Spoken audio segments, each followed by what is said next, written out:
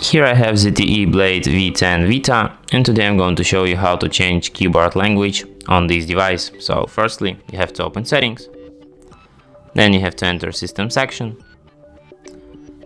then you have to go to the language and input, virtual keyboard, Gboard, languages, and add keyboard.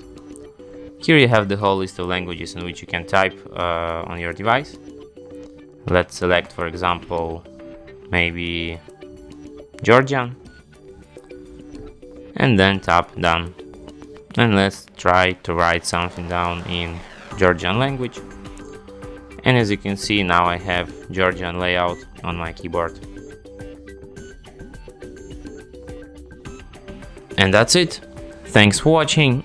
If you find this tutorial useful, don't forget to hit that like button and subscribe to our channel.